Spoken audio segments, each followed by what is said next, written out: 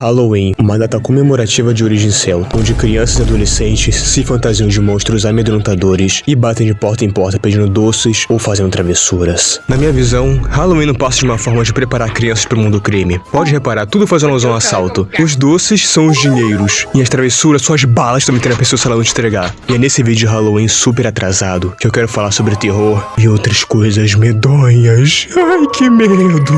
Terror é uma coisa que desde sempre esteve bem forte na internet. O tempo inteiro aparecia uma creepypasta nova ou um suposto crime real, extremamente macabro. Obviamente chamava a atenção de todo mundo. Tipo, mano, olha que bizarro esse vídeo do cara comendo a sopa. Isso só pode ser um vídeo da Deep Web, que coisa macabra. Ou, por exemplo, a creepypasta do Slenderman. Ela ia marcar a internet de tal forma que ela ganharia vários jogos e, abram bem os ouvidos, um filme. Um filme da Sony sobre o Slenderman. Um filme merda, eu sei, até porque a história do Slenderman não é lá grande coisa. Tipo, um homem esguio, pálido e sem feições, usando um terno preto, vaga pelas florestas sombrias em busca de raptar crianças. Muito assustador. Isso provaria o quanto as pessoas, no geral, gostavam bastante de conteúdo de terror. Eu incluso nisso. Eu tinha uma certa quedinha por essas coisas. O meu interesse por terror começou a se desenvolver lá pela minha infância, quando o meu eu de 5 aninhos foi assombrado por aquele episódio do Coragem, que aparece aquele bicho com 3D mal feito. Tipo, olha essa merda! Devolva a pedra! Quê? Devolva a pedra ou vai sofrer minha maldição! Eu estou todo cagado. E isso é muito legal. Gustavo Scat Be Like. Aquela coisa, faria sujar cuecas e perder algumas boas noites de sono. Pra mim é inconcebível a ideia de que alguém não se assustou com aquilo. Se tu dizer que tu não se assustou, tu só tá mentindo pra você mesmo, tá bom? E esse não é o único episódio bizarro desse desenho. Tinha aquele outro que aparecia aquele feto azul maldito que aparecia do mais absoluto nada. Ele só aparecia no sonho do Coragem e falava: Você não é perfeito.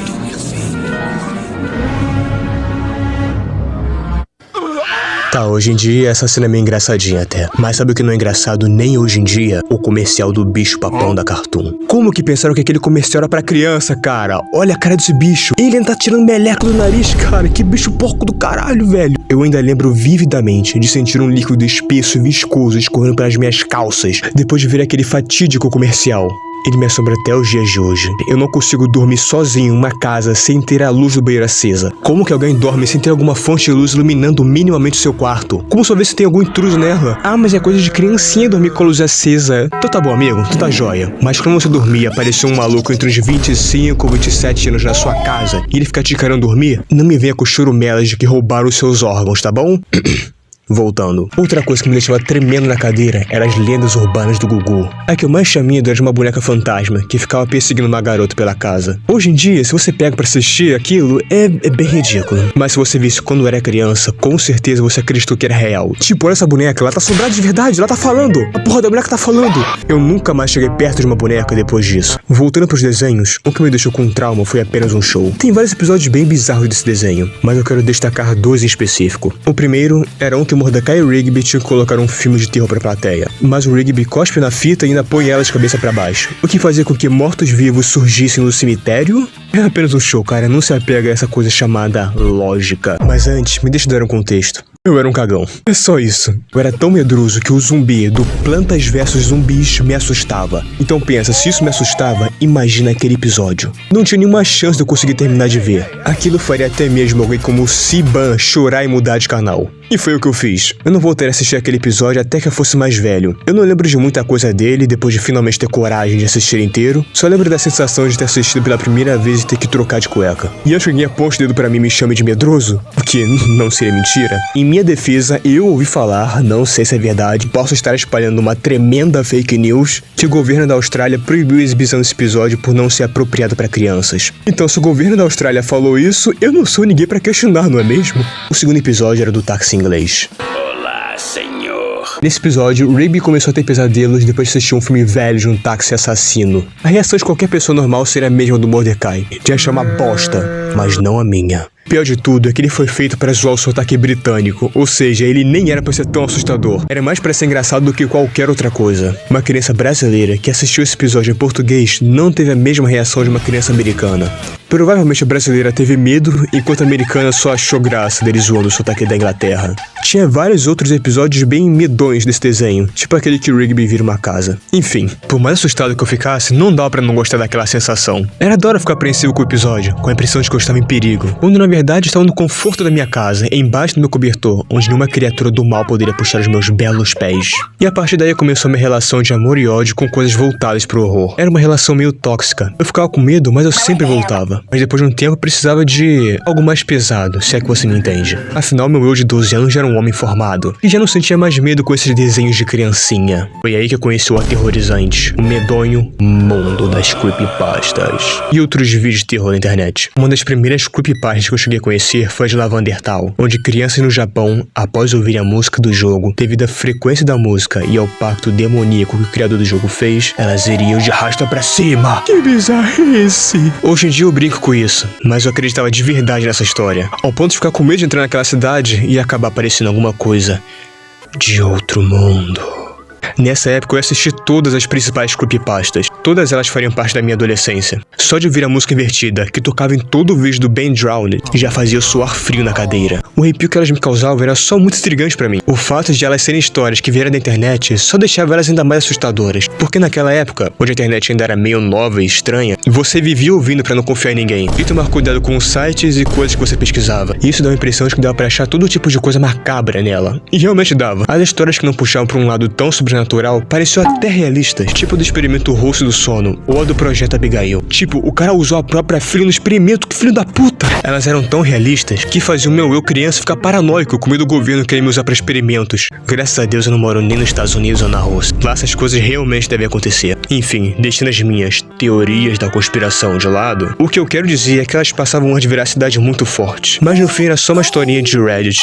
Desculpa estragar sua infância. E aí entra o problema. Um problema que eu não sei se é só eu ou se outras pessoas já repararam. Mas parece que o gênero de horror da internet tá ficando cada vez mais repetitivo. E não sei, talvez eu tenha crescido e por isso poucas coisas me chamam a atenção agora. Ou sei lá, talvez a criatividade realmente tenha acabado. Pega os RGs de hoje em dia. Tem poucos ali que realmente são interessantes. A maioria dos que são populares hoje em dia dão certo mais pelo mistério do que pelo terror em si. No geral, não são mistérios tão bons também. Até mesmo os vídeos de iceberg que eu adorava ver eram dos tipos de vídeos mais interessantes que eu tinha, porque além de acentuar o quão bizarro algumas creepypastas realmente eram, elas também me apresentavam para outras novas. Até esse tipo de vídeo tá repetitivo agora. Eu já entendi que Sete Além era extremamente assustador. Tu entra em um lugar e de repente você é transportado para uma dimensão bizarra. Uau, muito assustador. Mas ter vídeo disso até hoje em dia, em 2023, pelo amor de Deus, já faz 6 anos. 6 anos, cara. A Martha Bay deixa partir, você sabia? A Martha Bay deixa partir, pelo amor de Deus. Sem falar nas backrooms. Meu Deus, como eu não aguento mais ouvir falar desse troço. Esse negócio não é bom. Podemos superar isso? Será que a gente pode deixar esse negócio morrer e seguir em frente, por favor? Toda hora aparece um andar novo. Já tá ficando batido isso. E neste andar tem monstros perturbadores. E agora, nesse andar, tem monstros perturbadores e tartarugas assassinas medonhas. E pra colocar cereja nesse bolo de merda, quase todo iceberg que eu vejo tem essa creepypasta. Se é que dá pra chamar isso de creepypasta. Isso é só uma versão melhorada de Sete Além. E nesses vídeos iceberg, eles têm a cara de pau de colocar ele perto do final. Esses vídeos são tipo, agora,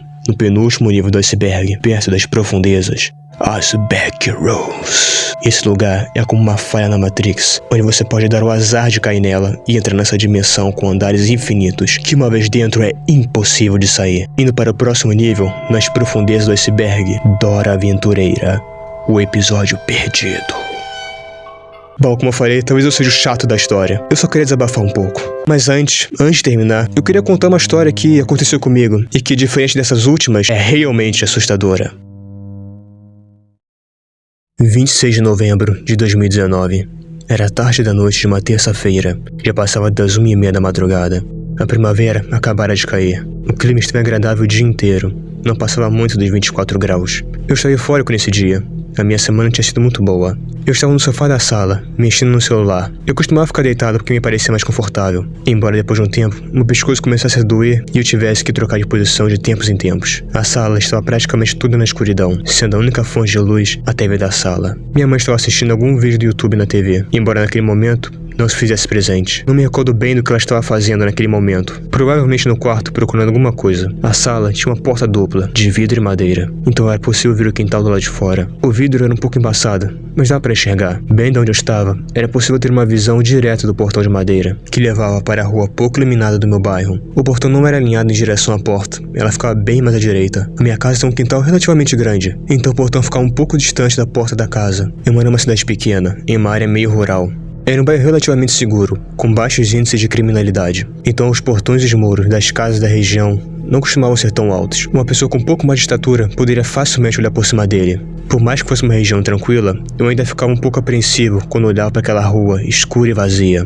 Durante o dia já não passava muita gente por ali. À noite então, não se ouvia quase nada, além dos sons das televisões ligadas nas casas. No momento que eu estava deitado, alguma coisa na TV havia chamado a minha atenção. Provavelmente alguma propaganda oferecendo mais um produto inútil. Por algum motivo, alguma outra coisa também chamou a minha atenção.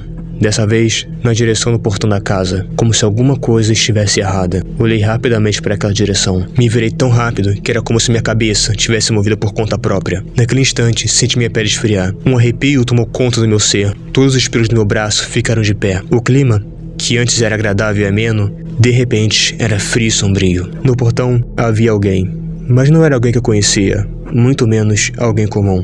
Havia um homem, e ele estava fantasiado de palhaço. Ele estava estático na frente do portão, completamente imóvel. O portão, por mais que não fosse alto, também não era baixo. O rosto e os ombros do palhaço conseguiam ficar perfeitamente por cima dele, passava a impressão de ser bem alto. Ele tinha um sorriso largo e malicioso no rosto, como se não estivesse ali por acaso. Ele sabia perfeitamente onde queria estar. Era meio difícil enxergar ele.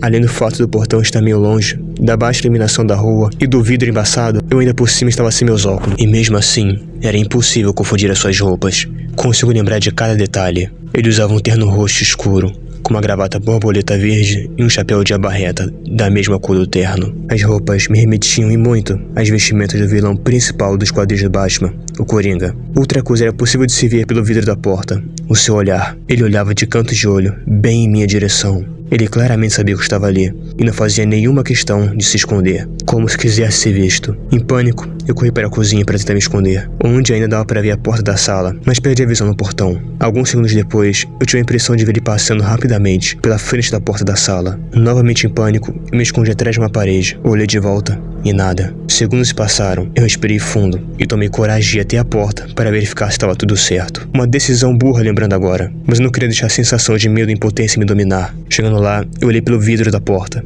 Bem devagar e com calma. Não vi nada. O portão que antes tinha uma presença alta e assustadora, de repente estava vazio. Olhei pelas janelas da casa para observar o resto do quintal. O quintal era pouco iluminado, mas ainda assim era possível de se enxergar com tranquilidade. Não havia nada. Não tinha lugar para ele se esconder. Apenas algumas plantas finas, que daria para ver até mesmo um pássaro atrás delas. Todo esse ocorrido durou cerca de uns 5 ou 10 minutos. Fui procurar pela minha mãe para contar o que havia ocorrido. Quando a encontrei, ela me encarou com um olhar de confusão, provavelmente por causa da minha expressão de espanto e a minha respiração ofegante. Ela me perguntou o porquê de eu estar daquele jeito, mas eu nunca contei pra ela o que tinha acontecido. Uma falta de responsabilidade enorme, eu sei. Mas eu não tinha certeza se aquilo que aconteceu era real ou alucinação minha. Afinal, estava bem sonolento quando eu tinha visto o palhaço. Talvez eu tivesse sonhado acordado. 5 anos se passaram e nunca mais vi o dito palhaço. E até hoje, não sei se aquilo foi real ou não. Talvez fosse um sonho, talvez uma alucinação, ou alguém tentando pregar uma peça em um adolescente. Não tenho resposta. E pra ser sincero, não sei se quero tê-la. E o que aprendemos no vídeo de hoje?